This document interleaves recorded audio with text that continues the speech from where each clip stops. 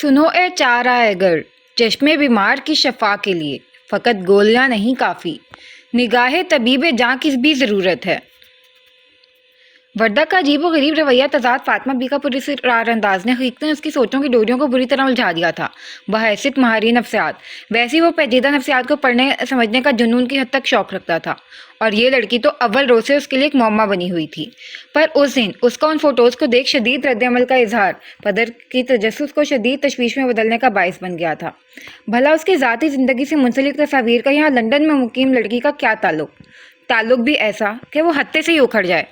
کتنے سوال تھے جو اس کے ذہن میں ادھم مچا رہے تھے، لیکن ضبط کیے دماغ کے گھوڑے دوڑاتا ہوا فاطمہ بی کی کال کا انتظار کر رہا تھا۔ اور آج بالآخر فاطمہ بی نے اسے اپنے فلیٹ پر مدعو کیا تھا۔ کال موصول ہوتی وہ بنا مزید وقت ضائع کیے وہاں پہنچ گیا تھا۔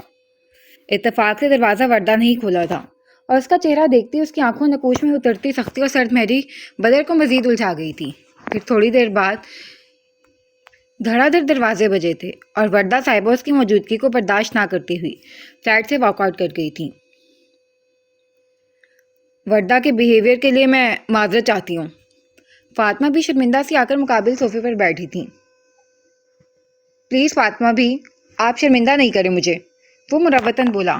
پھر کچھ دیر کے لیے درمیانی خاموشی حائل رہی، جسے توڑنے کے بجائے فاطمہ بی نے ایک بے حد پرانی تصویر ڈائری میں سے برآمد کر کے اس کی جانب بڑھائی، جسے دیکھنے کے بعد بدر کی آنکھیں حجم سے پھیلی تھیں۔ کتنی ہی ساعت تک وہ بے یقین کی کیفیت میں آنکھیں پھاڑے اس تصویر کو دیکھے گیا تھا، لیکن بے یقینی کا عالم تھا کہ ذہن تصویر کی حقیقت کو قبول کرنے سے ہنوز انکاری تھی۔ بس فاطمہ، یہ تو میرے ابا ہیں، یہ اس تصویر میں یہاں کس طرح؟ اور یہ باقی کے لوگ اور یہ خاتون؟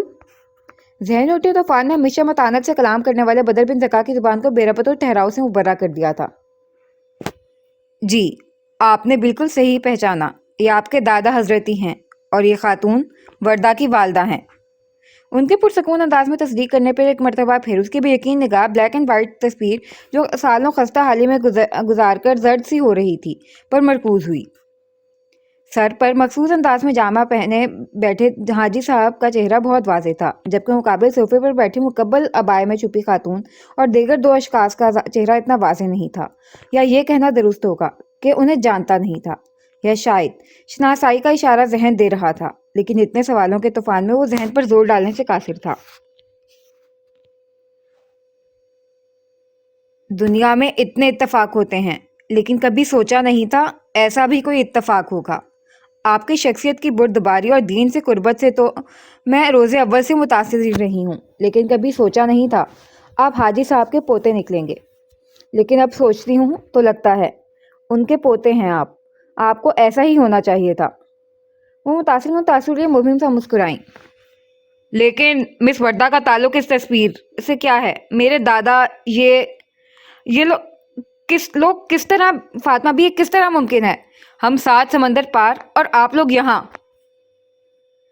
تصویر سامنے رکھتے اس نے ذہن میں اٹھا ہر سوال بیک وقت سامنے رکھا تھا، جبکہ جلد بازی اس کی فطرت میں نہیں تھی، لیکن وہ اس لمحے اپنی اصل ذہنی حالت میں موجود کہاں تھا۔ انسان پر جب منزل کی حصول کا جنون سوار ہو جائے، پھر سفر کی طوالت مشقت جیسی چیزیں ثانوی ہو جاتی ہیں۔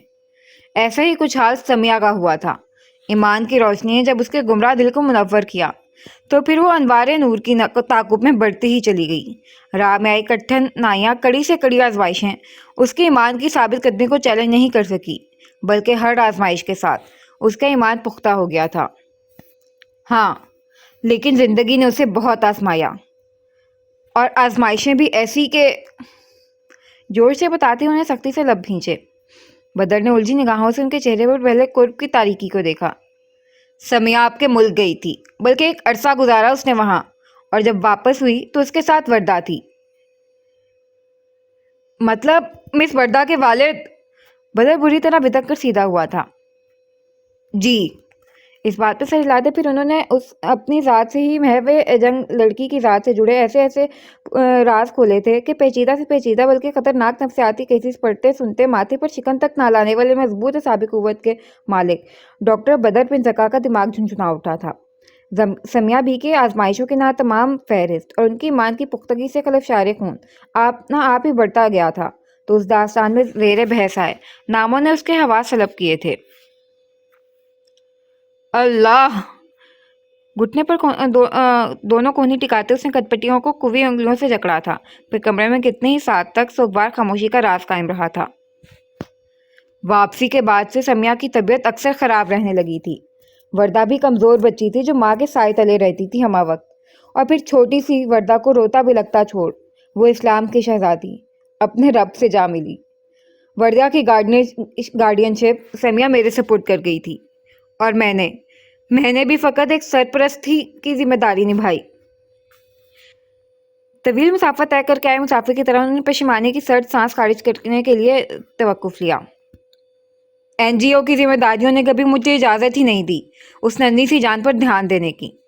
وہ خاموش سی بچی اپنے سوالوں، اپنی تنہائیوں، اپنی محرومیوں سے لڑتے ہوئے اس قدر الجھ گئی کہ اتنی سی عمر میں اسے نفسیات کے ماہرین کی ضرورت پڑ گئی، اور آج تک وہ مبتلا ہے اس ذہنی اذیت میں۔ ڈاکٹر کارٹنس کا کہنا ہے اسے کوئی مرض ہی لاحق نہیں ہے، وہ فطرتاً بے حد حساس ہے، اور اس کے اندر اپنی ذات سے متعلق سوالوں کا دھواں بھرا ہوا ہے جس نے اس کی روح کو قفس میں قید کر لیا ہے، اور ہر دن بڑھتا یہ گھٹن اسے نارمل نہیں ہونے دے رہا۔ اگر وہ گرہیں کھل جائیں تو وہ نارمل ہو جائے گی۔ اس نے یہی بتانے ڈاکٹر کارٹنس سے مجھے طلب کیا تھا۔ میں اسی کشمکش میں مبتلا تھی کہ اللہ نے لبوں تک فریاد آنے سے قبل ہی آپ کی صورت راستہ نکال دیا۔ بے شک میرا رب مہربان ہے۔ عقیدت سے نم آنکھوں پر ہاتھ پھیرتے انہوں نے امید بھری نگاہ پدر پر ٹکائی تھی جو گہری سوچ میں ڈوبا ہوا تھا۔ آپ ماشاءاللہ سے دین سے اتنی قریب ہیں۔ سمیہ بی کو بھی اس درجے الفت تھی دین سے۔ پھر مس وردہ؟ اس نے لچھے کی طرح الجھا معاملہ اور جملہ قصداً نامکمل چھوڑ دیا تھا۔ بدر کے سوال پر چند ساعت تک وہ فوٹو پر گہری تاثر زدہ نگاہ جمائے لب کچلتی رہی۔ وردہ کے ماموں جوزف جو یہاں قریبی چرچ کے پادری ہیں۔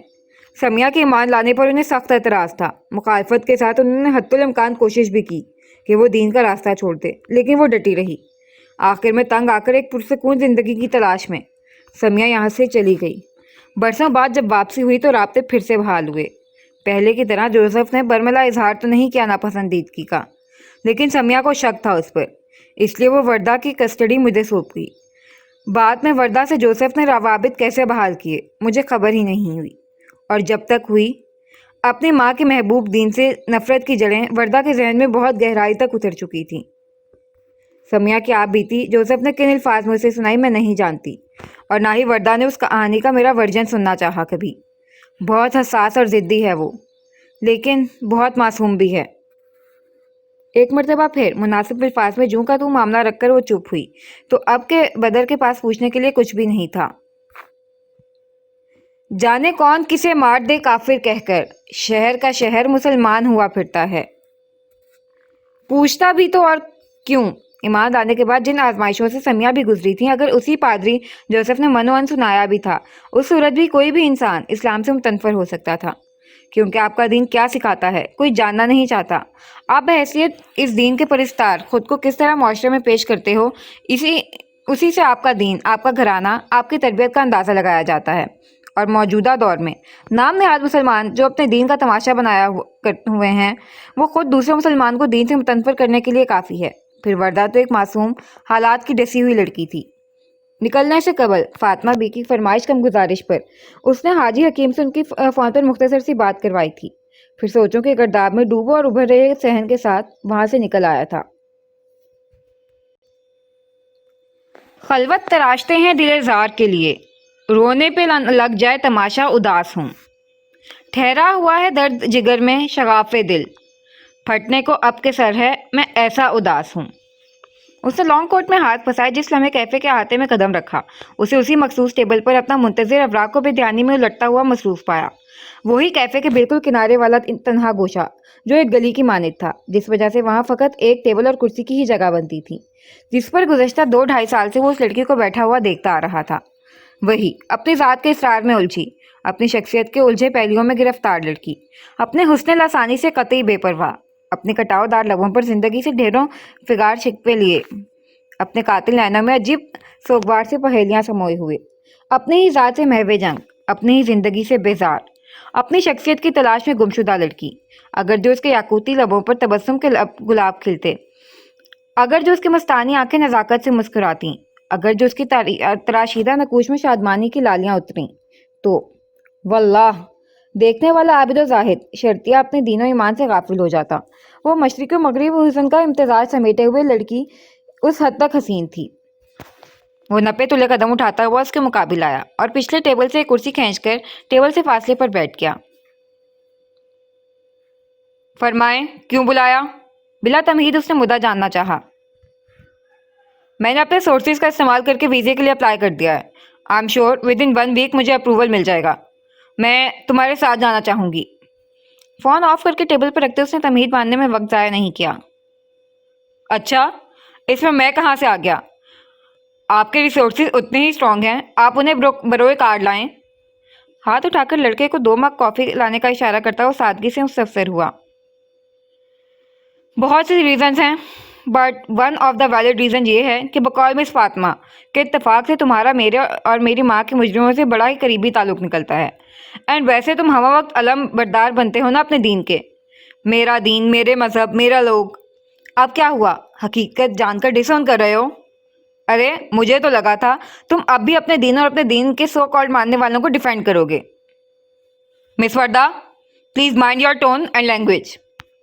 اس کے زہر کن لہجہ اور تمسخرانہ الفاظ پر دونوں مٹھیاں بھینچتا ہوا وہ دبی آواز میں بگڑا تھا۔ کیا ہوا؟ برا لگ گیا؟ کرسی سے پش ٹکاتے اس کی خونہ شام آنکھوں سے چنگاریاں نکل رہی تھیں۔ میں نے پہلے بھی کہا ہے، میرا دین ثابت حق ہے، ثابت شدہ۔ میرے دین کا کلام، اس میں درج احکامات کو کسی وکیل، کسی دلیل، کسی صفائی کا ریا، کسی قسم کی وضاحت درکار نہیں ہے۔ یہ چیزیں مٹی سے بنے انسانوں کے لیے ہیں، جن سے غلطیاں ہوتی ہیں، نافرمانیاں ہوتی ہیں، گناہ ہوتے ہیں، جنہیں معافی تلافی اصلاح کا موقع ملنا ناگزیر ہوتا ہے۔ سمجھ گئی آپ؟ اس کا چہرہ ضبط سے خون چھلکا رہا تھا، کن پٹی کی رگ باضابطہ پھڑپھڑا رہی تھی۔ وردہ کا دل ڈوب کر ابھرنے کے لیے ٹھہرا تھا۔ اور ابھی آپ مجھے جانتے نہیں ہیں مس وردہ۔ مجھے چیلنج کرنا ہے تو میرے دین کے حوالے سے مت کیجیے گا، کیونکہ بات جب دین پر آتی ہے تو میرے لیے ساری دنیاوی بندشیں دھواں بن جاتا ہے، اور آگے جو ہوتا ہے وہ بشر کے گمان سے پرے ہوتا ہے۔ اس کی شفاف آنکھوں میں اتری سرد مہر لالیاں عجیب ہی خوف طاری کر رہی تھیں۔ وردہ کے حلق میں گلٹ ابھر کر معدوم ہوا تھا۔ میں مانتا ہوں جو سمیہ بی کے ساتھ ہوا غلط ہوا۔ دین کے نام پر جن لوگوں نے ان کا فائدہ اٹھایا اور انہیں اذیت پہنچائی، اس کی بھی میں مذمت کرتا ہوں، لیکن اس کا ذمہ دار میرا دین نہیں ہے۔ تو پھر کون ہے؟ کس کشش نے انہیں اپنے مذہب، اپنے لوگوں کے خلاف جا کر اذیتیں مول لینے کے لیے اکسایا؟ کس نے انہیں سنہرے مستقبل اور دوسری دنیا کی آسانیوں کے سبز باغ دکھائے؟ کس نے؟ آپ کے دین نہیں نا؟ آپ اتنی متنفر کیوں ہیں آخر؟ کیونکہ متاثر ہونے کا کوئی پہلو ہی نظر نہیں آ رہا۔ وہ دبی آواز میں ہذیانی پن سے چیخی تھی۔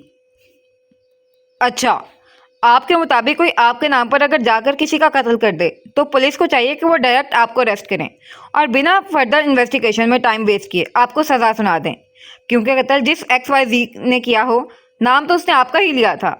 Is it right? اپنے نقشہ کشی کی تصدیق کے لیے اس نے نگاہ اٹھائی تو تنفر سے انکارہ بھرتی ہوئی اٹھ کھڑی ہوئی۔ میں تم سے کچھ نہیں چاہتی، مجھے بس ان لوگوں تک پہنچا دو، بدلے میں تم جو بھی چارج کرنا چاہو میں اوکے ہوں، اینڈ آئی ایشورڈ یو تمہارا نام بیچ میں کہیں نہیں آئے گا۔ اپنی کافی کا پیمنٹ کپ کے نیچے دباتی وہ واپس اپنے مدعے پر آئی تھی۔ آپ وہاں جا کر کیا کریں گی؟ That's not your concern. It is my concern miss Warda. وہ ہاتھ جھاڑ کر اٹھ کھڑا ہوا تھا۔ تو میں کہہ رہی ہوں نا تمہارا نام بیچ میں نہیں آئے گا۔ اس نے ضبط سے جبڑے بھینچے۔ In that case it's better کہ آپ مس فاطمہ سے کنسلٹ کریں۔ میں اس معاملے میں ڈائریکٹ یا انڈائریکٹ انوالو ہونا ہی نہیں چاہوں گا۔ اپنے کپ کے نیچے پیسے دباتا وہ پرسکون سا مڑ گیا تھا۔ میں ایسا نہیں کر سکتی۔ وہ کلر کر سامنے آئی تو بوقت بدر کو قدم تھامنے پڑے۔ کیوں؟ کیونکہ تذبذب کا شکار ہوتے اس نے زور سے زمین پر بوٹس کو مارا تھا۔ کیونکہ وہ چاہتی ہیں کہ میں شادی کروں، وہ بھی ایک مسلم لڑکے سے، تاکہ وہ روزے قیامت اپنی فرینڈ کے سامنے سرخرو ہو سکیں۔ اور میں مسلم تو کیا، کسی بھی XYZ سے شادی ہی نہیں کرنا چاہتی، اور ان کی شرط مانے بغیر وہ مجھے ان لوگوں کا پتہ نہیں دیں گی، لیکن مجھے ان لوگوں تک پہنچنا ہے، اور تم وہ واحد راستہ ہو میرے پاس۔ سو बीचों ताप खाकर बिल्ली थैले से निकालते उसे सुर्ख डोरों से मुज़य्यन आंखें उठाएं, जिसमें कम से कम इल्तिजाया जज्बात कहीं पिन्हा नहीं थे। जवाबन बदर कुछ नहीं बोला तो वो खुद ही आग बगोला सी वॉकआउट कर गई थी। अब अगला सीन। जिद ना कर मुझसे अपनी दास्तान सुनाने की, मैं हंसकर भी सुनाऊंगा तो रो पड़ोगे। सफेद कड़कड़ाते शलवार कमीज में मलबूस, दाएं शाने पर भूरे रंग की मोटी सी अजरक डालते हुए उन्होंने कद आमद आईने में अपना सरापा देखा। उम्र के इस हिस्से में भी उनकी डोल वाली शख्सियत निगाहों को जकड़ लेने की कशिश रखती थी। तजाद गहरी आंखों में महवरे कस मलाल पशेमानी और तन पर स्याह चादर की तरह फैली सोगवारियत। ड्रेसिंग रूम से उजलतन बरामद हुई रिजवाना बेगम की निगाहें चंद साथ के लिए उन पर ठहर गई थीं, जबकि वो अपनी ज़ात से बेपरवाह वहां से हटकर वॉलेट और चाबियां उठाने लगे थे। जरा ठहरे आप, मैं चादर ले लूं। वो तेजी से कबर्ड की तरफ बढ़ती हुई बोली। मैंने आपसे पिछली मर्तबा ही कहा था रिजवाना, आप मेरे साथ नहीं चलेंगी दोबारा। दरवाजे की सिमत उठते कदम रोककर उन्होंने टोका था। और मैंने भी कहा था मैं हमेशा आपके साथ चलूंगी। शॉल पूरे वजूद के गिर्द लपेटती हुई मुकाबले चली आई थी। रिजवाना, बच्चे बड़े हो चुके हैं, किसी दिन पूछ लिया उन्होंने कि उस दिन आप कहाँ जाती हैं तो क्या जवाब देंगी? उन्होंने शिकस्तगी से सवाल किया। कह दूंगी एक अजीम औरत की बरसी में अपना हिस्सा डालने जाती हूँ। उनका जवाब सालों से नहीं बदला था। रिजवाना, उन्होंने बेवजह से सरजनिश करना चाहा। मुझे मत रोकें शराज, मुझे उस औरत से अकीदत है। वो मुझसे पहले आपकी ज़ौजियत में आई थी, मुझसे पहले आपकी औलाद की माँ बनी। वो चाहती तो पूरी दुनिया के सामने आकर अपने हकूक़ की दावेदारी कर सकती थी, आप पर हक जिता सकती थी। लेकिन उसने क्या किया? अपने सारे हकूक़ से दस्तबरदार हो गई, आपको हर जिम्मेदारी से बरिअज़िमा कर दिया। तज़ाद आपको कसम दे दी कि आप कभी उनका नाम, उनका जिक्र अपनी ज़ुबान पर नहीं लाएंगे। और फिर उतनी ही खामोशी से हमारी ज़िंदगी फिर इस दुनिया से चली गई। इस नफ्सा नफसी के दौर में इतना अजीम कौन होता है शराज? अगर मैं उनसे अकीदत रखती हूँ तो क्या बुरा करती हूँ, आप ही बताएं। जज्बा अकीदत से मगलूब होकर कहते हुए उन्होंने निगाह उठाई तो शराज उस्मानी ने ढीले अंदाज में सर हिला दिया था। अम्मा साहब, हम लोग फिर जाकर आते हैं। सीढ़ियाँ उतरते हुए नीचे मुलाजमा से महवे गुफ्तगू दीजान को देखकर वो बोली। खैर से जाकर आओ। वो भी मुस्कुराहट संग उन्होंने दुआया कलमात अदा किए थे। पोर्च में तैयार गाड़ी पर सवार होते हुए हवेली के कवि हकल गेट को बिना किसी रुकावट पार किया था और अब गाड़ी तेज रफ्तारी से शहर जाने वाले रास्ते पर दौड़ रही थी। शहराज उस्मानी चेहरे पर बरसों की थकान आंखें मूंदे ढाल से सीट की पश्त सर टिकाए बैठे थे, जिन पर बार बार रिजवाना उस्मानी की फिक्रमंद निगाह उठ रही थी। आज की मखसूस तारीख पर बरसों से वो लोग शहर के लिए रवाना होते थे। कुरान खाने के इंतजामात के लिए मदरसा पहले ही मुलाजिम को भेज दिया जाता था, फिर बजाते खुद उस मखसूस यतीम खाने में जाकर वहाँ के ज़रूरतमंद बच्चों की छोटी बड़ी ज़रूरतों को मालूम करना और बिना पसोपेश अपने हाथ से उसे पूरा करना उनके बेकरार दिल को लम्हाती करार देता था। कर्ज किसी की याद को उन्हें उन्हीं की पसंदीदा जगह पर ताज़ा करना उनका हर साल का मामूल था। ख्वाह उस तारीख को आंधी या तूफान, वो लोग हर सूरत उस तारीख को मतलूबा यतीम खाने में मौजूद होते थे, जहाँ वो हस्ती बरसों पहले अपने बेलौस खदमात दिया करती थी। वो दोनों मियाँ बीवी इस मखसूस तारीख को कहाँ जाते थे? या तो किसी को इल्म ही नहीं था या शायद फ़र्क ही नहीं पड़ता था।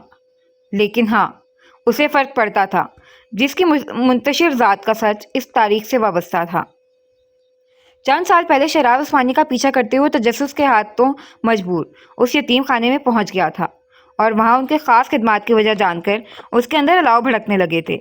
और उसके बाद से उसे इत्तफाक कहें या उसकी बदकिस्मती, हर तारीख को मुकर्रर वक्त पर शहर की जानिब कूच करती हुई शहराज उस्मानी की गाड़ी उसकी निगाहों की गिरफ्त में किसी न किसी तरह उसे आपे से बाहर करने के लिए आ ही जाती थी। और ये बदसूरत इत्तफाक आज फिर हो गया था। खेतों में खाद डलवाते हुए उसकी निगाह शराज उस्मानी की मखसूस गाड़ी पर पड़ी थी और ठीक उसी वक्त किसी मजदूर ने करीब आज की तारीख याद की थी। आप कहाँ जा रहे हैं साहब? जोर से हाथ में मौजूद कोदाल को उछालकर उसे एक जानिब बढ़ता देख मुंशी जी ने हड़बड़ाकर पूछा। आपसे मतलब? वो भूखे भेड़िए के मानित गुर्राता हुआ मुड़ा। जवाबन मुंशी जी ने सहम कर नफी में सर हिलाया। फिर अपना काम करें। दरिश्तगी से कहते हुए तनफन करता अपनी जीप की तरफ बढ़ा। अल्लाह खैर करे। एक अरसे बाद उसे अपने मखसूस आतिशशां रूप में कहर समा देख मुंशी जी ने सर उठाकर खैर की दुआ मांगते हलक तर किया था। अब अगला सीन। सीने में उलझनों का जोबन कमाल अस्त, आहा ये जिंदगी से अनबन कमाल अस्त। ٹوٹے ہوئے بدن میں وحشت کی سسکیاں اور پھر دل خراب کی چھن چھن کمال است۔ السلام علیکم۔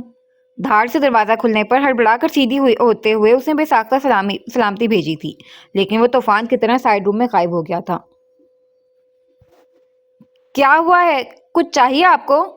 دوسری روم سے بلند ہو رہی اٹک پٹک کی آواز پر وہ پریشان سی ادھر آتے مستفسر ہوئی تھی، لیکن جواب ندارد تھا۔ کیا ہو گیا ہے؟ ہمیں بتا دیں، ہم تلاش کر دیتے ہیں۔ اتنا پریشان کیوں ہو رہے ہیں؟ اسے صندوق سے ادھر ادھر چیزیں نکال کر اچھالتا دیکھ اس نے تشویش سے اس کے بازو پر ہاتھ رکھا۔ سکون تلاش کر رہا ہوں میں۔ ڈھونڈ کر لا سکتی ہیں؟ نہیں نا؟ پھر جائیں یہاں سے، مجھے میرے حال پر چھوڑ دیں۔ لہجے میں ازدہوں اسی پن کھاڑ لیے وہ کچھ اس طرح کرایا تھا کہ مقدس کا ہاتھ آپ ہی آپ اس کے بازو سے جدا ہوتا پہلو میں گرا تھا۔ بے یقینی کی کیفیت میں اس کے چہرے کو دیکھتے ہوئے غیر محسوس انداز میں قدم پیچھے لیتے اس نے اس کی تپتپے صحرا کی طرح بھڑکتی آنکھوں سلگتے نقوش میں اس شخص کی شبح تلاش کرنی چاہی جو گزشتہ ہفتوں سے اس کے ساتھ تھا، لیکن کئی ساعت تک اس کی کوشش میں ناکام رہنے کے بعد وہ بہت خاموشی سے مزید 2 قدم پیچھے لیتے ہوئی اس احاطے سے ہٹتی کمرے سے ہی نکل گئی تھی۔ کھولتے ذہن اور اپنے بکھرے اعصاب کی طرح پورے صندوق کی چیزیں چاروں جانب بکھرا کر مطلوبہ رائفل برآمد کرتے شدید غصے کے باعث سارے سد پڑ چکے حس میں نہ جانے وہ کون سی حس تھی جس نے اس سرسراتے آنچل کا گزر جانا نوٹس کیا تھا۔ شدت سے جبڑوں کو جکڑ کر خود پر ہزار ضبط کے باوجود دل کی ایما پر پلٹ کر دیکھا تو وہ واقعی وہاں کہیں نہیں تھی۔ شٹ! اندر سے اٹھتی شدید غصے کی لہر کو دباتے اس نے پوری قوت سے رائفل کو واپس صندوق میں پھینکا تھا اور پھر وہیں دونوں مٹھیوں میں سختی سے گھنے بالوں کو جکڑتا ہوا بیٹھ گیا۔ عشق وہ 7ویں حص ہے کہ جس کو عطا ہو، رنگ سنائی دیں اسے خوشبو دکھائی دے، رگوں میں لہو کی جگہ دوڑتے شرارے، دماغ میں اٹھتے نفرت کے شعلے پورے وجود کو لپیٹ میں لیے، تنفر کے زہریلے ناگ، آنکھوں میں ایک جہاں کو بسم کر دینے والی آتش فشانی جذبات۔ یہ اس کی وہ کیفیت ہوتی تھی جہاں وہ ہر احساس سے بے بہرا ہو کر فقط سارے عالم سے بھاگ جانا چاہتا تھا، پر اس لمحے ان ساری کیفیت پر وہ ایک احساس ندامت بھاری تھا جو اسے تلخ و بلند لہجے میں کلام کرنے اور بدصورت سلوکی سے پیش آنے پر اسے کچکوکے لگا رہا تھا۔ ایسا ہی ہوں میں، انہیں سمجھنا چاہیے۔ پتھر پر مستقل پانی گرانے سے اس میں سوراخ تو ہو سکتا ہے، لیکن وہ گلے گلزار نہیں ہو سکتا۔ اس کی فطرت ہے زخم دینا، وہ زخم ہی دے گا۔ اندر کہیں سے ایک سرکش آواز ابھری تھی۔ وہ تیزی سے صندوق سے رائفل اٹھاتا ہوا کارتوس کا بیگ شانے پر لٹکا کر ٹیبل سے پانی کا گلاس اٹھا کر چند گھونٹ میں ختم کرتا مستقیم قدموں دوسرے کمرے میں داخل ہوا تھا۔ نگاہوں کو اچھی طرح باور کروایا تھا کہ ان کی تلاش میں بھٹکنے کی جرات نہ کرے، لیکن درمیانی دروازہ عبور کرتے ہی باغی نگاہ پہلے اسی کی تلاش میں اٹھی اور اسے الماری سے طے شدہ کپڑے نکالتا دیکھ دھڑکنوں کا دم دونوں جیسے غیبی قوت نے اپنی قید میں جکڑے۔ کہاں جا رہی ہیں آپ؟ بیڈ پر بیگ اور دیگر اس کی چیزیں دیکھ اس کی دھڑکنیں باضابطہ مدھم پڑی تھیں۔ ابا کے پاس۔ ہاتھ میں موجود کپڑے بیڈ پر رکھتے اس نے بنا راست طور پر متوجہ ہوئے جواب دیا تھا۔ کیوں؟ وہ تیزی سے قریب آیا تھا۔ کیوں کا کیا جواز دیں؟ ہمارے ابا ہیں وہ۔ اس کے لہجے کی مخصوص حلاوت مفقود تھی۔ دلاور کے اندر بے چینیاں انگڑائیاں لینے لگیں۔ ہاں لیکن کچھ نہیں۔ آپ جا رہے ہیں اور دی جان بتاتی ہیں جب آپ جنگلوں میں نکلتے ہیں تو آپ اس دنیا کے لوگوں سے بے بہرا ہو جاتے ہیں، اور ایسے میں ہمارے پاس اپنے ابا کے جانے کے علاوہ کوئی چارہ نہیں ہے، کیونکہ حویلی میں جا کر ہم خام خواہ کے حالات پیدا نہیں کرنا چاہتے۔ آپ اگر ابھی نکل رہے ہیں تو شام تک ہم اپنے ابا کو بلوا لیتے ہیں۔ 9 بج چکے ہیں، ہمیں چاشت کی نماز ادا کرنی ہے۔ بنا اس کی جانب دیکھے سنجیدگی سے بات سمیٹتی ہوئی واش روم میں غائب ہوئی تھی۔ وہ اسی جگہ کھڑا کا کھڑا رہ گیا تھا۔ اس کا انداز تھا، وہ پورا اعتمادی سے نگاہ اٹھا کر بات کرتے ہوئے اسے زیر کرتی تھی، اور آج اس نے اپنے حلاوت و اپنائیت سے مبرہ انداز میں کلام کرتے اس پر نگاہ غلط تک ڈالنے سے مکمل گریز پا رہی تھی۔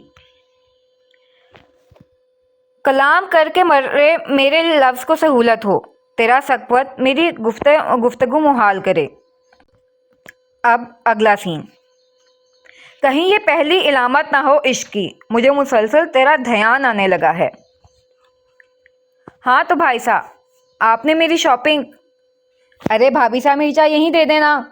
ہاں تو میں کہہ رہی تھی آپ نے شاپنگ مکمل کرنی نا، لسٹ سے کوئی… ارے ہاتھ میں دے دو یار۔ ہاں، لسٹ سے کوئی چیز چھوٹنی نہیں چاہیے۔ زیر لب شریری مسکراہٹ دبائے بظاہر دنیا جہاں کی سنجیدگی خود پر طاری کیے اس نے کئی بار کی طرح جملہ مکمل کرتے ہوئے کیمرے سے نگاہ اٹھا کر کمرے میں موجود دوسری ہستی کو مخاطب کیا تھا۔ मकसद साफ दूसरी जानिब मौजूद बरहान को छेड़ना था, लेकिन वो काया शख्स बिना कोई तासुर दिए बहन की अदाकारियों से महजूज हो रहा था। अच्छा, सिर्फ मेरी ही नहीं, अपनी ज़ौजा मोहतरमा की लिस्ट में से भी कुछ मत मिस कीजिएगा। देख लें भाभी साहब, मिलनी थी आपको ऐसी नंद, मोमबत्ती लेकर ढूंढने से भी। रोब दराना अंदाज में याद दहानी कराते एक मरतबा फिर वो पीछे मुड़कर बोली, तो कैमरे की आंख से उसकी हरकत से महसूस हो रहे बरहान से अब की मरतबा कहकर कंट्रोल नहीं हुआ था। अरे अरे, इसमें हंसने वाली क्या बात है? वो बिगड़ कर सीधा हुई थी। वैसे मैं बता दूं, फ़ोन स्पीकर पर है और आपके बुलंद बांग कहके से वो महसूस हो रही हैं। मैं बता रही हूँ, रिस्क ले रहे हैं आप। आगे की कार्रवाई की जिम्मेदारी आपकी ज़ाती है। उसका कहका ना रुकता देख उसने खौफजदा करना चाहा, लेकिन दूसरी जानिब से मर्दाना भारी कहका बजाय रुकने के मजीद जोर पकड़ गया था। अरे भाई साहब, आप तो कोई बड़े ही बेखौफ बंदे हैं। बता दो, रुखसती बाकी है आपके आजकल में तारीख निकालने वाले हैं दाजी। ऐसे में हालात रहे तो हो गई रुखसती। बजाय तंग होने के अपने महजूज सुन कहके से उल्टा जिद करने पर वो बिदक कर संगीन धमकियों पर उतरी थी। अच्छा, लेकिन रुकवाएगा कौन रुखसती? तेरे रब मुस्कुराहट दबाए उसने गंभीरता से सवाल किया था। वही जिसकी शॉपिंग लिस्ट वाली बात पर आपका कहका ना रुकने वाला तूफान उठा है। वो धौंस डालते अंदाज में पूछी। अच्छा मजाक है, उसने गैर संजीदगी से शाने झाड़े। भाई साहब, हद अदब। वो यहीं विराजमान आपकी घोर अफसानियों पर गुस्से से लाल पीली हो रही हैं। हाथ उठाकर उसने फ़ौन ही से खबरदार किया। अच्छा, ज़रा उनसे पूछ कर बताओ, शॉपिंग लिस्ट के एंड में जो रेड पेन से हाईलाइट किए गए आइटम्स हैं उन्हें कंपल्सरी लेना है या अवॉइड करना है? संजीदगी से किए गए बरहान के सवाल पर उसने फ़ौरन वही लफ्ज़ दूसरी जानिब मुखातिब होकर दोहराए थे। हाँ, उन्होंने कहा है लिस्ट से कुछ मिस नहीं होना चाहिए। वो पेन ख़त्म हो गया था इसलिए रेड पेन यूज़ करना पड़ा। उसने हूबहू अल्फाज दोहराने जैसा अंदाज अपनाया। अच्छा, सुर्ख के अलावा और भी कई रंग इस्तेमाल हुए हैं। गालिबन इतने शेड्स की लिपस्टिक का स्टॉक चाहिए, ज़रा पूछें। इस बात में सर हिलाते वो मज़ीद बोला तो मिज़ाब का भी सर हिलने लगा। राबी, उफ भाई साहब, आपको 007 में होना चाहिए था यार, हद ही है। चोरी पकड़े जाने पर उसने नाक मुंह चढ़ाना शुरू किया था। और आपको मैच मेकिंग ब्यूरो खोल लेना चाहिए, खासा तरक्की करेंगी। आंखें दिखाते उसने तंज किया तो वो होंठ चिबाने लगी। यार, दादी ने कहा है जल्द आप लोगों की रुखसती की तारीख तय करेंगे। मैंने सोचा थोड़ी सेटिंग करवा दूं और नेकी कमा लूं, लेकिन यहाँ तो राबी। फरमाइशी अंदाज पर फौरन उसने फटफट चलती जुबान को ब्रेक लगाई। क्या सही वक्त पर तशरीफ आई हैं आप भाभी साहब? जरा मुलाहिजा फरमाएं अपने शौहर नामदार के अपने जिक्र खैर पर इरशादात। एक मरतबा फिर पुरानी टून में उछलती हुई खड़ी हुई। जवाबन बाराने नफी में सर हिलाया। मैं अपने ज़रूरी ख्यालात व नफ्से नफीस उनके गोश्त गुजार कर लूंगा। जरा दे अपनी भाभी साहब को फ़ोन। पेशानी को जाते उसने चबाकर हुक्म सादिर किया। वजीद शौक जनाब। चेक करो, दरवाजे में खड़ी मिराल को फ़ोन थमाती स्क्रीन के साथ कमरे से भी कुछ इस तरह गुल हुई कि दोनों जानिब के नफूस सेकंड के लिए सख्ते में ही चले गए। अस्सलामु अलैकुम। मुकाबिल की गड़ी निगाहों से कायफ होते मिराल ने पहल की। वालेकुम अस्सलाम। संभल कर उधर से भी गंभीर आवाज में तरसील हुई सलामती मिराल की धड़कनों में भूंचाल लाने के लिए काफी थी। कैसी हैं आप? पूरी तरह स्क्रीन पर निगाह जमाए वो फुर्सत से मुखातिब था। जी ठीक। सोफे के किनारे पर टिकते उसके हलक में अल्फाज अटक रहे थे। ये पुरशौक निगाहें जमी ही उसके नकूश पर ऐसी थी कि यूं लग रहा था वो सात समंदर पार नहीं बल्कि रूबरू बैठा अपनी पुरतपिश निगाहों से उसका नक्श नक्श सुलगा रहा है। मेरी खैरियत नहीं पूछेंगी? जी वो अल्हम्दुलिल्लाह मैं बिल्कुल ठीक हूँ, आप सबकी दुआ है। वैसे करती हैं आप मेरी खैरियत की दुआ? आखिर में उसके मशकूक अंदाज पर बौखलाई थी। जी वो तो मैं। हाँ, उसके खता आसान देख दूसरी तरफ बरान का जो कहकर बेकाबू हुआ था, फिर मिराल को अपने हवन्नकपन पर शर्म से पानी पानी करके ही रुका था। सॉरी, बट आपके हवाले से मिज़राब की जानिब से मैं ठीक ठाक सताया जाता हूँ, फिर मेरा भी हक है थोड़ा आपसे बदला लेने का। संजीदगी तारे करते हुए भी वो शरारत पर आमादा था। मुझे शायद खाला सा बुला रही हैं। नजर झुकाए उसने राह फरार हमवार करनी चाहिए। अपनी खाला सा से कहें आप उनके बेटे से बात कर रही हैं। जी? اس کے برجستگی سے حکم دینے پر میرال نے آنکھیں پھاڑ کر اسکرین کو دیکھا، یعنی دوسری جانب بیٹھے باران کو سنا ہے، حشر میں اس کی خزال سی آنکھیں، سنا ہے اسے ہرن دشت بھر کے دیکھتے ہیں۔ وہ کئی ساعت تک سیر زدہ سے ان بڑی بڑی جھاگڑی شفاف آنکھوں میں دیکھے گیا تھا۔ ہم خالہ سا کی بات سن لیتے ہیں، دوبارہ سے اسی نگاہیں جھکانی پڑی تھیں، اور میری بات اس کے لہجے میں خمار آلود بوجھل پن سے اتر آیا تھا۔ میرال کی پلکیں باضابطہ لغزش کا شکار ہوئی تھیں۔ اپنی شاپنگ لسٹ یاد سے بھیج دیجیے گا، کل کوئی میٹنگ نہیں، لہٰذا میں وہ کام نپٹا لوں گا۔ اس کے دگردو حالت کے پیش نظر باران کو ان بے ساختہ شوقیوں سے دامن جھٹک کر خود کو پر بردباری طاری کرنی پڑی تھی۔ اس کی ضرورت نہیں ہے، ہمارے پاس سب موجود ہے، آپ بس مضراب کی چیزیں لے آئیں۔ ان کی بھی آ جائیں گی، آپ اپنی بھیج دیں۔ پر میں میرال، اس کے واپس تردید کے لیے کھلے لب اس کی تنبیہ پکار پر سکڑے تھے۔ اگر ہمارے رشتے میں عام کپلز جیسی بے تکلفی نہیں ہے تو آپ کو ایسے خام خواہ کے تکلف برت کر آکورڈ بھی نہیں بنانا چاہیے۔ اس نے تعصب زدہ وارن کیا تھا۔ ہمارے رشتے میں حق کی نوعیت صرف وہی ایک روایتی قسم کی نہیں ہے، ہم دونوں ایک دوسرے پر ہر اعتبار سے حق رکھتے ہیں، اور ہمیشہ خاص وجہ سے ہی حق کی دعوے داری ہو ضروری نہیں، کبھی خواہ مخواہ بھی حق جتا لینا چاہیے، سمجھ گئی؟ اپنے اسی سحر پھونکتے انداز میں اسے سمجھاتے آخر میں باران نے تصدیق چاہی کہ حیوانک ذہن میں کتنی بات سمائی۔ جواب میں اس کا سر ہلا تھا۔ میں نے سنا نہیں۔ جی میں شام تک لسٹ بھیج دیتی ہوں، ابھی کچھ مہمان آئے ہوئے ہیں۔ آپ کے بنا اٹکے جھجکے اس نے جملہ مکمل ادا کیا تھا۔ یہ اور بات ہی نگاہ ہنوز جھکی تھی، لیکن باران نے اتنی پروگریس پر بھی شکر ادا کیا تھا۔ تو پھر جائیں اپنی خالصہ کے پاس۔ جی فی امان اللہ۔ پل کی پل میں نگاہ اٹھا کر اسے اللہ کی امان دیتے اس نے رابطہ منقطع کر دیا تھا، لیکن باران کئی ساعت تک آنکھوں میں عجب سرور سموئے تاریک اسکرین کو دیکھتا گیا تھا۔ محو خواب دنیا کی بے کراں خاموشی میں جو مہک اٹھے گل ہے، جو دھڑک اٹھے دل ہے۔ تو حویلی میں داجی نے رخصتی کا شوشہ چھوڑ دیا ہے، اور یہاں پروگرس ہونے میں ابھی بھی۔ نفی میں سر ہلاتے اس نے سائڈ پر فون رکھتے آنکھوں کو موندا تھا، اور ذہن کے اس پار بے خیالی میں اوروں کے سامنے بردبار، سمجھدار، ذمہ دار، مگر باران عثمانی کے سامنے بوکھلائی، ہراساں سراسیما کی تصویر کسی البم کے الٹتے اوراق کی طرح الٹنے لگے تھے، اور ہر تصویر میں وہ اس کی شخصیت سے مروب و خائف ہی نظر آ رہی تھی۔ اف! ہنس کر نفی میں سر ہلاتا وہ کروٹ لے کر لیٹ گیا تھا، لیکن یہ سلسلہ نہ رکنا تھا نہ رکا تھا۔ کوئی سوچ بھی نہیں سکتا تھا، کم از کم میرال عثمانی تو ہرگز بھی نہیں سوچ سکتی تھی کہ ساتھ سمندر پار 7 اسٹار ہوٹل کے شاندار کمرے میں دراز کوئی اس کے تصور سے اپنی عزیز نیند کو قائد کیے تصور جانا میں محو ہے۔ اب اگلا سین۔ او بھائی صاحب! ہیلو دیوداس صاحب، میں آپ سے بات کر رہا ہوں، آپ چلیں گے میرے ساتھ؟ یہیں بیٹھ کر سوگ منانے کا ارادہ ہے؟ موزم نے اس کی بند آنکھوں کے آگے ہاتھ ہلاتے ہوئے ہوش میں لانا چاہا، لیکن دوسری جانب بس ناپسندیدگی کے اظہار کے لیے جبڑے بھینچے تھے۔ واہ ظالم صاحب، آپ کا جواب نہیں!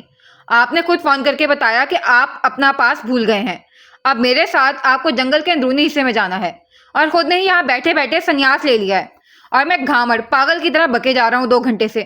ویسے میں آپ کو بتا دوں، سنیاس وہ لیتے ہیں جن کا دنیا سے دل اچاٹ ہو جائے، جن کی دنیا ایک شخص سے گرد گردش کرنے لگے، وہ درگاہوں صحراؤں کا رخ کرتے ہیں۔ سن رہے ہیں آپ ظالم صاحب؟ ارے سنیے محترم دیوداس، ارے دفع ہو جائے یہاں سے! اس کی بک بک سے تنگ آتے اسے دھاڑتے ہوئے سائڈ پر پڑی ہاتھ آئی چیز اس کی سمت اچھالی، لیکن وہ بچت کر گیا تھا۔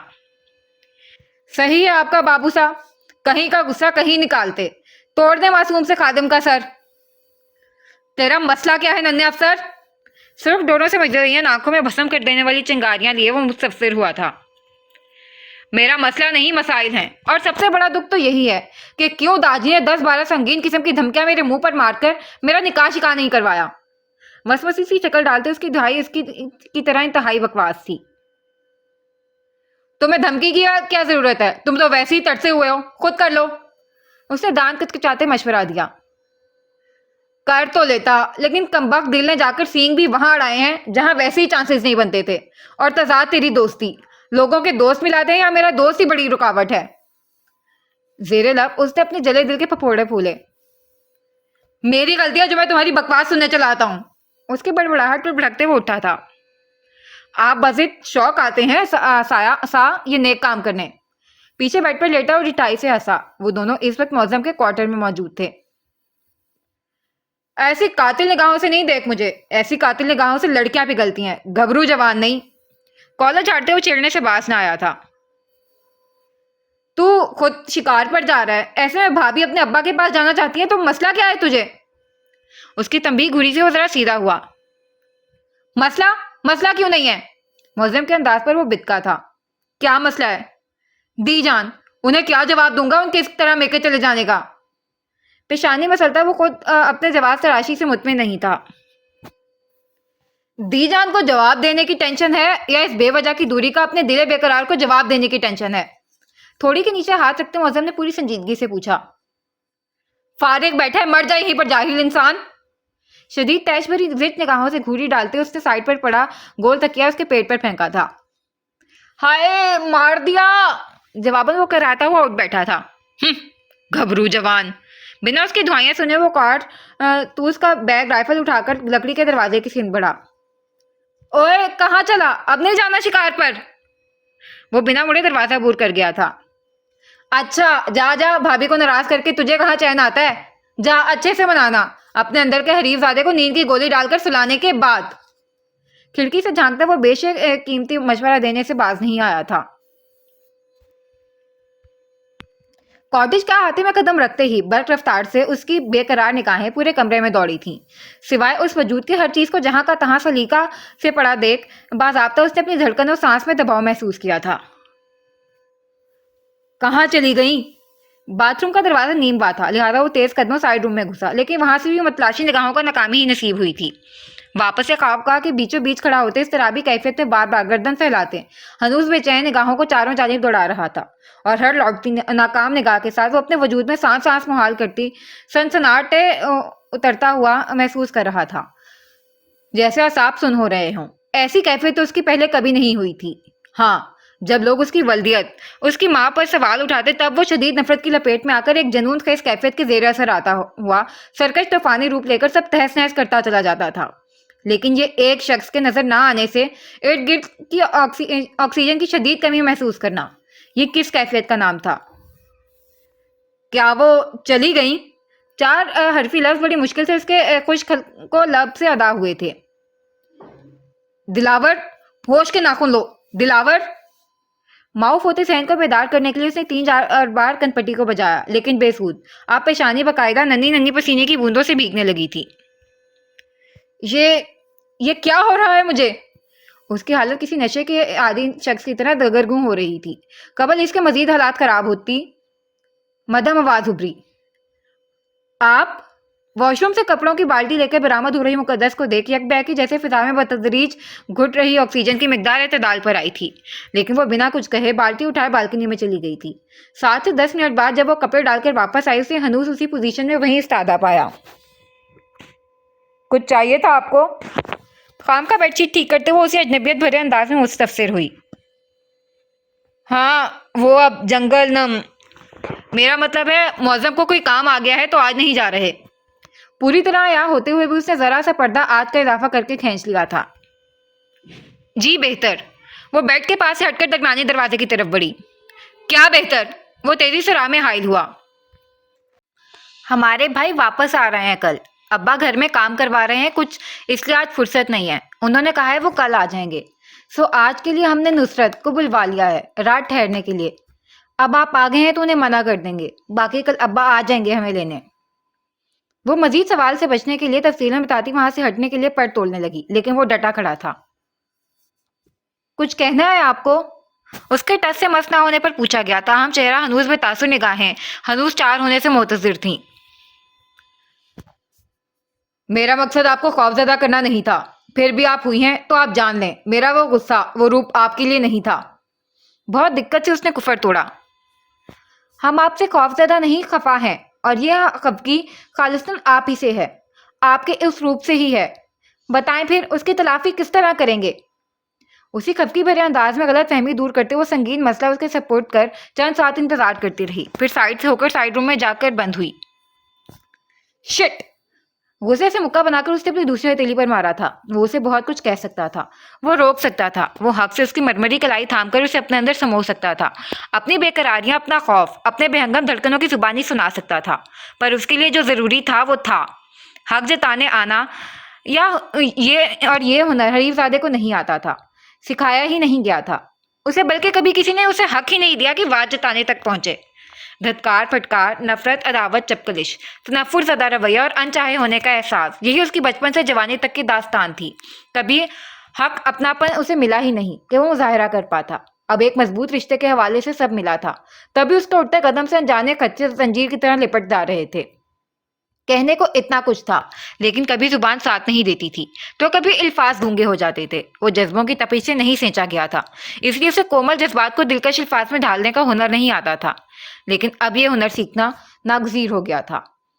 ایک پرعزم نظر درمیانے بند دروازے پر ڈال کر وہ ذہن پرسکون کرنے باہر نکلا تھا، اور پھر شام ڈھلنے تک بہانے بہانے سے کاٹیج کے اندر آتا رہا، الفاظ ترتیب دیتا رہا، پر ہر مرتبہ اس کا سنجیدہ خفا چہرہ دیکھ الفاظ و ہمت دونوں بکھر بکھر جاتے تھے۔ کون یقین کرتا ہے اس بات پر کہ جس کے نام کی دہشت سے ایک دنیا قائف رہتی ہے، وہ اپنی بیوی کا خفا چہرہ دیکھ اپنی ساری عقل و سرکشی تو کیا ترتیب دیے الفاظ تک بھول جاتا ہے۔ واسطوں پر حدود رکھنی تھی، رابطوں کو بھی کم بڑھانا تھا۔ آپ سے دل لگا کے یاد آیا، آپ سے دل نہیں لگانا تھا۔ اب اگلا سین۔ لنڈن انٹرنیشنل ایئرپورٹ پر ایک مرتبہ پھر ان کی فلائٹ کی اناؤنسمنٹ ہوئی تھی۔ بدر نے دائیں کلائی پر بندھی گھڑی پر نظر ڈالتے ایک مرتبہ پھر سامنے کے ناقابل یقین منظر پر نظر ڈالی۔ اس نے بہت سی فلسفے کی کتابوں میں پڑھا تھا کہ حاجی حکیم اور دیگر لٹریچر اسکالر سے سن رکھا تھا کہ زندگی ناقابل یقین حادثات و واقعات کا مجموعہ ہے۔ اسے اس قول پر یقین بھی تھا، لیکن اپنی زندگی کے حد تک ایسا کچھ اس کے وہم و گمان میں بھی نہیں تھا۔ بھلا 3 سال پہلے لنڈن ہیومن سائیکالوجی میں ڈاکٹریٹ کے لیے نکلنے سے قبل یا چند ہفتے قبل ڈگری لیتے ہوئے اس نے سوچا تھا واپسی پر اس کے ساتھ ایک اور وجود کا اضافہ ہو جائے گا، وجہ چاہے جو بھی ہو اس کے پیچھے، لیکن اس کس قدر فلمی اور حقیقی تصور سے باہر کی چیز تھی یہ مقابل کھڑی حقیقت۔ ڈاکٹر بدر، کم آن، آپ سائیکیٹرسٹ ہیں، لیکن اسی رفتار سے نروس کو تھکاتے رہے تو کوئی بعید نہیں، خود آپ کو سائیکیٹرسٹ کی ضرورت پڑ جائے گی، سو بی ریلیکس۔ سر جھٹکتے اس نے خود کو تنبیہ کی اور سامنے کی جانب متوجہ ہوا، جہاں پورے راستے دہرائی ہوئی باتیں فاطمہ بیعت سر نو اسی پریشانی و تشویش سے دہرائی رہی تھیں اور وہ اسی لاپرواہی سے ملاحظہ کر رہی تھی۔ وردہ، باوجود یہ جانتے ہوئے کہ تمہیں وہاں بھیجنے کا آئیڈیا کس قدر غلط ہے، میں تمہیں وہاں اکیلے بھیجنے پر راضی ہوئی ہوں۔ میں نے تمہاری ضد کے آگے ہتھیار نہیں ڈالے، میں نے تمہارے وعدے پر یقین کر کے یہ مشکل فیصلہ لیا ہے۔ مجھے یقین ہے تم اپنا وعدہ نہیں توڑو گی، میرے وہاں پہنچنے تک کوئی سین کریٹ نہیں کرو گی، اور نہ ہی اپنے میڈیسنز کو لے کر کوئی کوتاہی برتو گی، ہے نا؟ اس کی دونوں ہتھیلیاں گرفت میں لیتے ایک مرتبہ پھر انہیں فکر و اندیشے سے لبریز انداز میں تصدیق چاہی۔ میں بیمار نہیں ہوں۔ میڈیسن والی بات پر اس کے نکوچ میں کھچاؤ آیا تھا۔ آئی نو تم بیمار نہیں ہو، کون کہتا ہے تم بیمار ہو؟ ڈاکٹر کارٹنس نے کہا ہے نا، تم کو میڈیسنز لینی ہے، کورس پورا کرنا ہے، اپنے آپ کو کنٹرول کرنا ہے، میں آ کر سب ٹھیک کر دوں گی، آئی پرومس۔ تب تک تم کو کچھ نہیں کرنا ہے، پلیز بیبی، کچھ نہیں کرنا وہاں۔ پہلے ہی آپ کے جانے سے ڈاکٹر بدر اور ان کی فیملی کے لیے پرابلمز کریٹ ہو گئے ہیں، آپ مزید کچھ نہیں کرنا۔ ان سے کس نے کہا ہے میری ذمہ داری لینے کے لیے؟ آئی کین ہینڈل، یہ بس مجھے وہاں چھوڑ دیں گے، آگے آئی ول مینیج۔ وہ نخوت سے ناک چڑھا کر بولی، بار بار فاطمہ بی کا یہ کہنا اسے شدید چڑ دلا رہا تھا۔ مس فاطمہ، دوسری اناؤنسمنٹ ہو رہی ہے، ہمیں چلنا چاہیے۔ بدر کو مداخلت کرنی پڑی تھی۔ بدر بیٹا، ان کا خیال رکھیے گا، میں جلد از جلد کام نپٹا کر وہاں پہنچنے کی کوشش کروں گی، تب تک بس آپ نے اسے کنٹرول کرنا ہے، مجبوری نہ ہوتی تو میں آپ لوگوں کو اتنی مشکل میں بالکل نہیں ڈالتی۔ وہ بار بار شرمندہ ہو رہی تھیں۔ پلیز فاطمہ بی، اب آپ مجھے شرمندہ کر رہی ہیں۔ اس نے اجازت سے نفی میں سر ہلایا تو تشکر آمیز نگاہوں سے اسے دیکھنے لگیں، پھر وردہ کی جانب ایک مرتبہ پھر متوجہ ہوئی۔ ان کا دل مان ہی نہیں رہا تھا۔ وردہ، سچ اگر ہو بہو بھی ہمارے سامنے آن کھڑا ہو تب بھی ہمارے دیکھنے کا نظریہ اس کی حقیقت کی نوعیت بدل دیتا ہے، اس لیے پلیز کوئی جلد بازی نہیں کرنا، پلیز۔ وہ مزید کچھ کہنے لگی تھی کہ ایک ہی گردان سن کر اوپ چکی وہ اپنا ہینڈ بیگ جھلاتی ہوئی آگے بڑھ گئی۔ اس کی چھوٹی سی پش دیکھتے فاطمہ بی کی آنکھیں نم ہوئی تھیں۔ بدر کو تعصب نے لپیٹ میں لیا تھا۔ آپ فکر نہیں کریں فاطمہ بی، ابا ہے نا، وہ سب سنبھال لیں گے، اور میں بھی تو ہوں مس وردہ کا اٹینڈنٹ ڈاکٹر۔ بدر نے مضبوط انداز میں ان کی ڈھارس بندانے کی بھرپور کوشش کی، جس میں وہ کامیاب بھی ہوا۔ پھر دیکھتے ہی دیکھتے دونوں ان کی نم آنکھوں سے اوجھل ہوتے چلے گئے۔ پیچھے انہوں نے ڈھیروں دعاؤں کا دستہ بھیجا تھا۔ وہ ان کے عزیز سہیلی کی آخری نشانی تھی، انہیں بے حد عزیز تھی، سگی اولاد کی طرح۔ وہ کبھی نہیں چاہتی تھی وہ ان سے دور جائے، لیکن اسے اس کے اصل سے ملنا تھا۔ وہ آخر کب تک اس کشش سے دور اسے اپنے پروں میں چھپا کر رکھ سکتی تھی؟ شکستہ قدموں وہ گہما گہمی والے ایئرپورٹ کے احاطے سے نکلتی چلی گئی تھی۔ رن وے پر دوڑتے ہوئے انٹرنیشنل فلائٹ نے لنڈن کی سرزمین سے اپنے ٹائر سمیٹتے کھلی فضا میں اپنے پر پھیلائے تھے۔ کیپٹن کی دلکش آواز میں کامیاب ٹیک آف کی اطلاع ملنے پر سیٹ بیلٹ کھولتے ہوئے اس کی غیر ارادی نظر پہلو میں بھٹکی۔ وہ چہرے پر ازلی سکیاں بکھیرے کان میں ایئر بڈز لگا رہی تھی۔ وہ نفی مسر ہلاتا حساب ڈھیلے چھوڑتا آنکھیں موند کیا تھا، پر ذہن بجائے پرسکون ہونے کے اس بات کے شروع ہونے کے اسباب کسی فلم کی طرح چلانے لگا تھا۔ پہلا اتفاق ہی کس قدر افسانوی تھا۔ 3 سال سے وہ دونوں تقریباً روزانہ اس کیفے میں مل رہے تھے، پر وردہ اس کے واپسی سے محض 2 ہفتہ قبل اسے لیپ ٹاپ مانگنا، اس کے وال پیپر پر لگی حاجی حکیم کی تصویر کو دیکھنا اور ان کی شناخت بھی کرنا، دیکھا جائے تو ایک خاصا مشکل تھا۔ 20 سے 22 سال قبل کے اور آج کے حاجی حکیم میں خاصا فرق آیا تھا۔ عمر اور بزرگی ان کے چہرے سے عیاں ہونے لگی تھی، پھر بھی وہ پہچان گئی تھی۔ پھر اس کا فاطمہ بی سے ملنا، فاطمہ بی کی ساری رودات سنانا اور حاجی حکیم سے بات کرنا، اور پھر فاطمہ بی سے ڈاکٹر کارٹنس کے کیبن میں وہ آخری ملاقات جو پوری کہانی کا رخ ہی بدل گئی تھی۔ اس کی ماں جس مذہب کو اپنانے کے لیے دنیا سے لڑ گئی تھی، آج وہ اسی مذہب کو گرانے کے لیے خود سے جنگ کر رہی ہے۔ اسے لگ رہا ہے ایسا کر کے اس کے بے سکون دل کو سکون آ جائے گا، تشنا روح سیراب ہو جائے گی، لیکن اس کی تشنگی بے کلی ہر گزرتے دن کے ساتھ بڑھتی جا رہی ہے۔ اسے سکون تبھی آئے گا جب وہ حقیقت کے اصل چہرے سے روبرو ہوگی، اور اس سلسلے میں آپ سے بہتر کوئی مدد نہیں کر سکتا۔ جی میں کس طرح؟ توجہ سے ان کی بات سن رہا وہ بری طرح بھنچکایا تھا۔ جی کیونکہ آپ ایک ماہر نفسیات بھی ہیں اور محب دین بھی۔ ان کا ٹھہرا ہوا انداز فیصلہ کن تھا، جواباً وہ بالکل خاموش ہو گیا تھا۔ دونوں ہاتھوں کی انگلیوں کو باہم جوڑے گہری سوچ میں ڈوبے بدر بن زکا کے چہرے کے گمبھیر تاثرات مس فاطمہ بہت غور سے دیکھ رہی تھی۔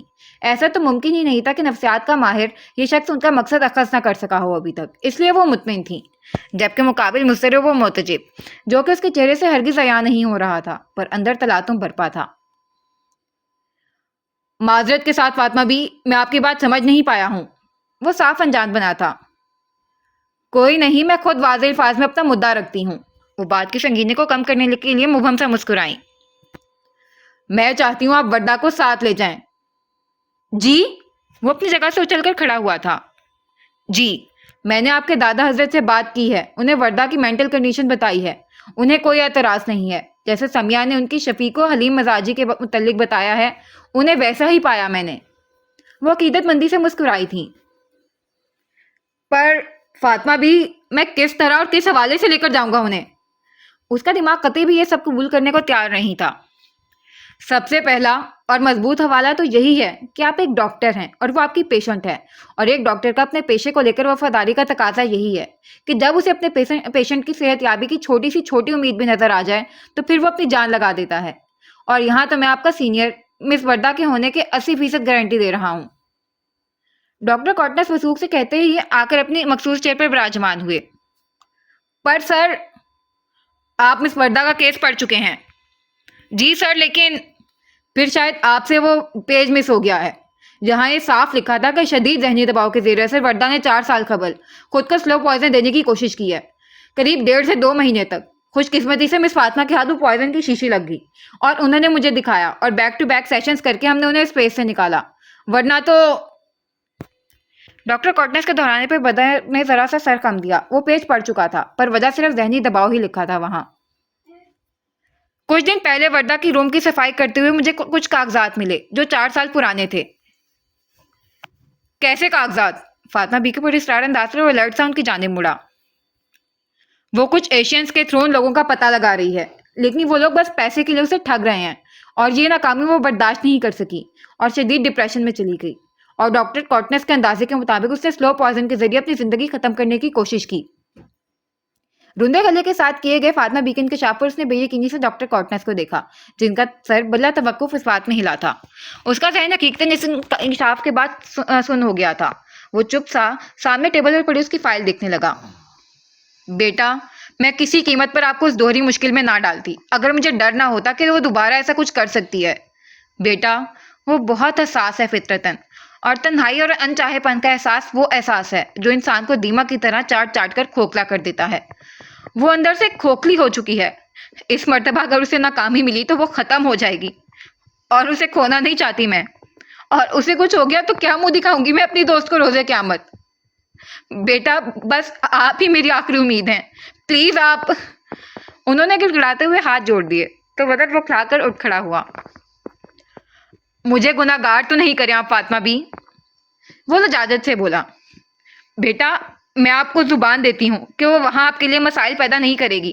میں سمجھا دوں گی اسے، اور اس وقت وہ میری ساری بات مانے گی، اور جلد از جلد میں این جی او کا کام نپٹا کر وہاں آ جاؤں گی۔ انہوں نے لجاجت سے یقین دہانی کرائی۔ کیا وہ اس طرح ٹھیک ہو جائیں گی؟ طویل خاموشی کے بعد بدر کی پرسوچ آواز ابھری۔ جنون کے آتش فشاں کو جب منزل مقصود مل جاتی ہے تو وہ خود بخود راکھ کے ڈھیر میں بدل جاتا ہے۔ وردہ نے بھی جب سے ہوش سنبھالا ہے اسی تلاش میں ہے، بھٹک رہی ہے۔ تلاش ختم مطلب ذہن میں سوالوں کا ابلتا ہوا وہ آتش فشاں ختم۔ ڈاکٹر کارٹنس نے تجربہ کارانہ انداز میں وثوق سے گواہی دی۔ بدر اس بات میں سر ہلاتا ہوا اٹھ گیا تھا وہاں سے۔ پھر خود ہی حاجی حکیم کی کال موصول ہوئی۔ بچے، ہمیں سمیہ بیٹی کی اولاد آپ اور مقدس ہی کی طرح عزیز ہے۔